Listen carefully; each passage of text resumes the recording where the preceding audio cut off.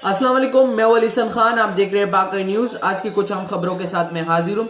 आज कुछ अहम खबरों पे मैं तजिया देने वाला हूँ। एक बहुत इम्पोर्टेंट और सेंसिटिव खबरें आज हैं। आज का व्लॉग बहुत इम्पोर्टेंट और सेंसिटिव टॉपिक्स पर है, तो उन पे मैं आज बात करने वाला हूँ। पॉलिटिकल क्लैशेस के हवाले से भी मैं बात करने वाला हूँ। जो पॉलिटिक्स में हालात हैं उनके हवाले से मैं बात करने वाला हूँ। वीडियो को मैं शुरू करते हैं। टाइम को ज़ाया नहीं करते। व्लॉग का टाइम मैं कभी ज़ाया नहीं करता। मैं खबरें जल्दी स्टार्ट करता हूँ। सही है, स्टार्ट करते हैं। सबसे पहले खबर है कि महमूद खान अचकज़ई की स्पीच को जो है वो सेंसर किया गया पार्लियामेंट में। उन्होंने बतौर अपोजिशन लीडर पहला खिताब किया था और उनमें उनकी स्पीचेस को सेंसर किया गया। हमें ये कि अब उन्होंने बात क्या की थी। लीडर ऑफ अपोजिशन बनने के बाद महमूद खान अचकज़ई ने अपनी पहली स्पीच दी, लेकिन ब्रॉडकास्ट के दौरान स्पीच को 3 मरतबा म्यूट या सेंसर किया गया। ये खुद एक बहुत बड़ा सवाल है। अगर पार्लियामेंट में लीडर ऑफ अपोजिशन फ्रीली बात नहीं कर सकता तो फिर डेमोक्रेसी का मतलब जो है वो क्या रह जाता है। पार्लियामेंट वो जगह होती है जहां सियासतदान दूसरे सियासतदानों के हवाले से अपनी राय पेश करते हैं, जहां उनके इख्तलाफ करते हैं, सियासत के हवाले से इख्तलाफ करते हैं, उनके काम के हवाले से इख्तलाफ करते हैं, और उसको अगर म्यूट किया जाए तो डेमोक्रेसी का पता है उस मुल्क में क्या हाल होता है। फिर आपको भी पता है होगा। वो आपकी मर्जी, आप टेबल के किस साइड पे बैठे हैं। एक बहुत बड़ा जो बात। आर्मी चीफ पर स्टेटमेंट मिसअंडरस्टूड या मिसयूज। अचकज़ई ने पार्लियामेंट में जो खिताब किया था उसमें उन्होंने स्टेटमेंट को जो है काफी कंट्रोवर्शियल उनका एक स्टेटमेंट बन गया है। उन्होंने कहा अगर आर्मी चीफ कॉन्स्टिट्यूशन के अंदर रहते हुए रूल ऑफ लॉ को अपहोल्ड करे तो वो हाथ चूमने को भी तैयार है। इस स्टेटमेंट को कुछ लोगों ने ओवर रिएक्ट किया, जबकि असल बात यह है कि इंस्टीट्यूशन अपनी कॉन्स्टिट्यूशनल लिमिट में रहे। देखिए, उन्होंने जब ये कहा था, उन्होंने ये बात जब की थी कि अगर आर्मी चीफ कॉन्स्टिट्यूशन के अंदर रहे तो उनके हाथ चुमने तक तैयार हैं। तो इसका मतलब ये है कि अगर जो सियासत है वो और आर्मी चीफ जो है वो कॉन्स्टिट्यूशन जो पाकिस्तान का आइन है उसके मुताबिक चले तो वो पाकिस्तान के लिए ज्यादा अच्छा होगा, और मैं उस पे आपके हाथ चूमने के लिए तैयार हूँ। इसका साफ मतलब ये है कि आप आइन के मुताबिक चले। ये नहीं कहा कि मैं आपकी गुलामी करने के लिए तैयार हूँ या मैं आपका साथ देने के लिए तैयार हूँ। वो ये कह रहे हैं कि आप ला के साथ चले। लेकिन इसको जो है कुछ लोगों ने जो है इसे मिस यूज किया, मिसअंडरस्टूड किया, जिसकी वजह से अचकज़ई साहब पर जो है वो कड़ी तनकीद की जा रही है इस स्टेटमेंट के हवाले से। देखिए, दूसरी जो खबर इमरान खान के लिए जो है रेजोल्यूशन की डिमांड की।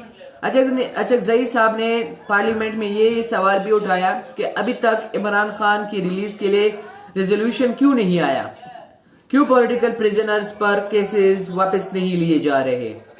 उन्होंने इमरान खान को मुल्क का सबसे पॉपुलर लीडर कहा, जो ऑब्वियसली रूलिंग साइड के लिए अनकंफर्टेबल बात है। रूलिंग साइड का मेरा मतलब ये है कि गवर्नमेंट और एस्टेब्लिशमेंट के लिए अनकंफर्टेबल बात है कि उन्हें पॉपुलर लीडर कहा है।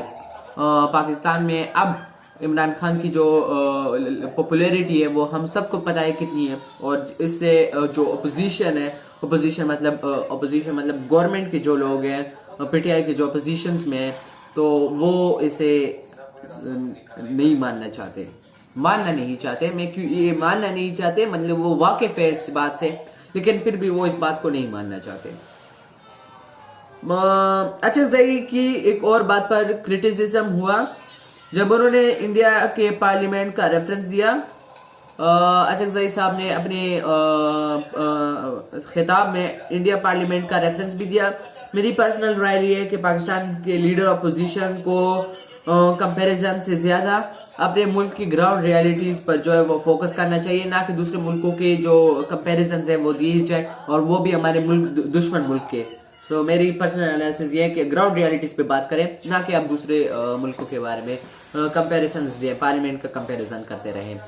दूसरी जो खबर है वो है सेनेट में टक्कर एमल वली खान वर्सेस पीटीआई। इससे पहले मैंने अपने व्लॉग में आपको खबर दी थी कि किस तरह एमल वली खान ने एलिगेशंस लगाए हैं इमरान खान नियाजी पर, बाजवा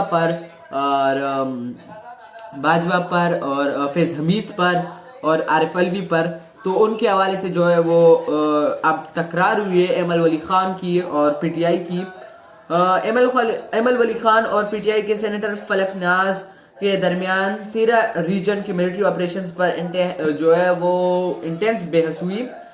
बहस इतनी बढ़ गई, एमल वली खान ने कुछ अल्फाज चेयरमैन से एक्सपूंज करवा दिए। इससे क्लियर है कि सिक्योरिटी ऑपरेशंस पर पॉलिटिकल कंसेंसस बिल्कुल मिसिंग है। ऑपरेशंस के हवाले से इनके पास कोई जो है कंसेंसस नहीं है, बिल्कुल मिसिंग है इनसे। केपीके ऑपरेशंस के हवाले से बात करें तो कंसल्टेशन का जो है वो क्राइसिस। खैबर पख्तूनख्वा के कुछ प्रोविंशियल मिनिस्टर्स ने ओपनली कंसर्न रेज किया है ऑन गोइंग मिलिट्री ऑपरेशंस में प्रोविंशियल गवर्नमेंट को ट्रस्ट में नहीं लिया जा रहा।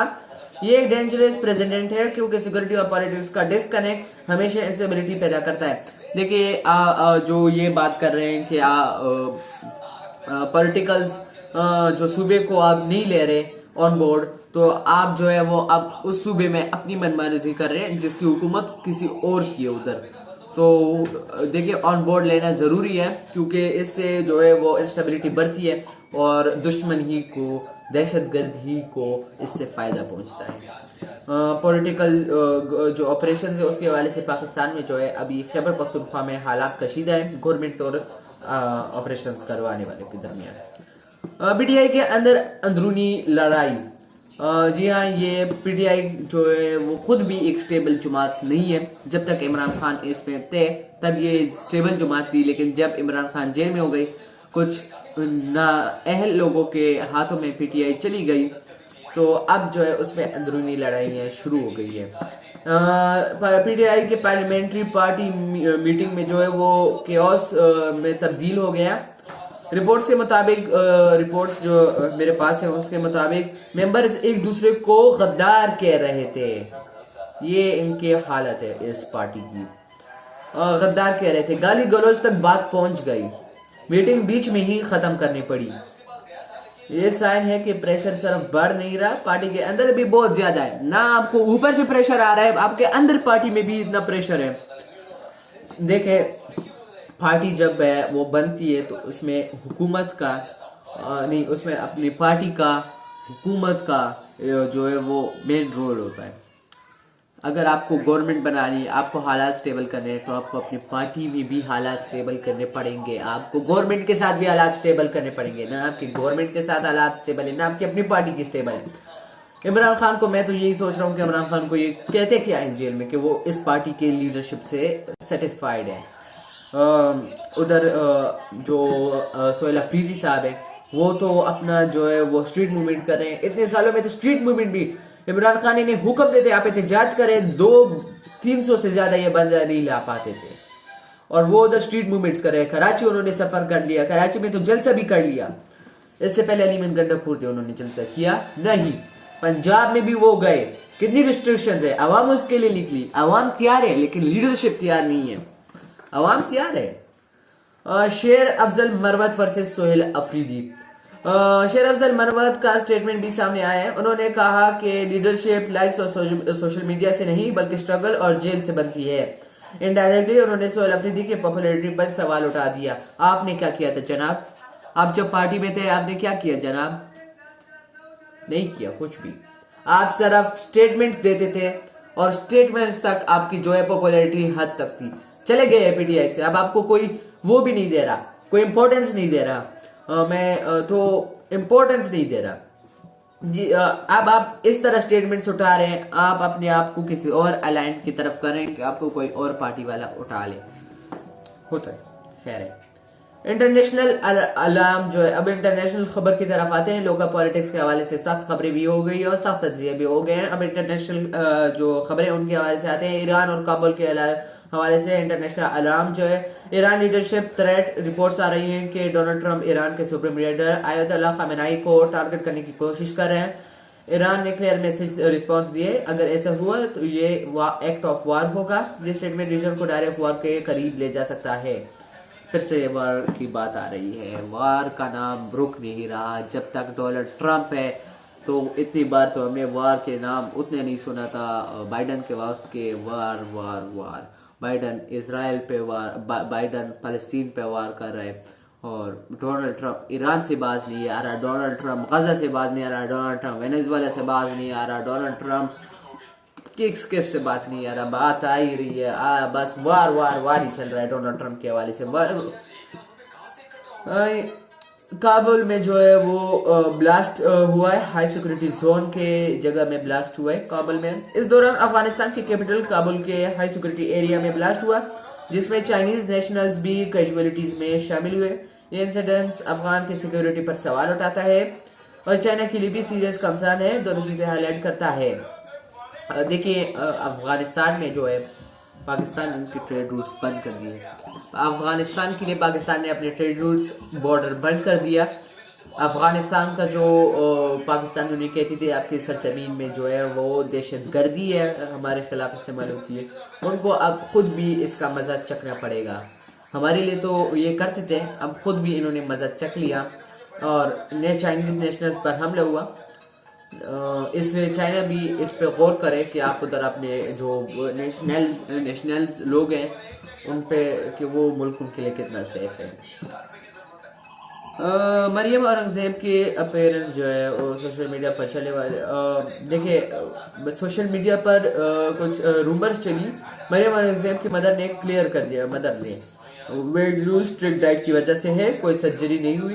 ये चीज़ याद दिलाती है कि हमारा फोकस, देखिए वो सब, मैं उस बात पे, अब यह खबर जो है कि मैं आपको सिर्फ ये कह रहा हूँ और इसमें मैं ज़्यादा तज्जिया नहीं देने वाला, किसी पेरेंट्स में मैं तज्जिया नहीं देता। मरियम औरंगजेब की मदर ने जो है वो इस बात को क्लियर किया है कि वेट लूज स्ट्रिक्ट डाइट की वजह से कोई सर्जरी नहीं हुई।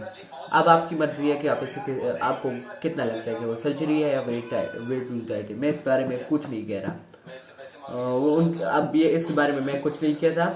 ओके, दूसरी खबर है Pakistan positive movement, Pakistan versus India futsal. और देखिए एंड पर मैं एक रेयर पॉजिटिव मोमेंट डालना चाहता हूँ कि SAFF चैंपियंस में पाकिस्तान वमेन फुटसाल टीम की कैप्टन ने इंडियन कैप्टन को अजरक गिफ्ट की। ये छोटी सी जेस्चर है लेकिन स्पोर्ट्स और कल्चर के जरिए डिप्लोमेसी का स्ट्रॉन्ग मैसेज देती है। पाकिस्तान के लोग कितने अच्छे हैं, ना इनसे कभी तल्ख कलामी की है, ना हाथ मिलाने से कभी इनकार किया है और गिफ्ट्स देते रहते हैं। ऊपर से हमें रिस्पांस अलग मिलता है। लेकिन खैर है, आज का व्लॉग इसी मौजू पर था। आज का व्लॉग पार्लियामेंट के हवाले से था, पॉलिटिकल पार्टीज डिवाइडेड है इसके हवाले से था, सिक्योरिटी डिसीजंस पर कंसेंसस नहीं है, रीजनल ग्लोबली वोलेटाइल है, इसके हवाले से आज कुछ खबरी थी। मिलते हैं किसी दूसरे व्लॉग में। खुदा हाफिज।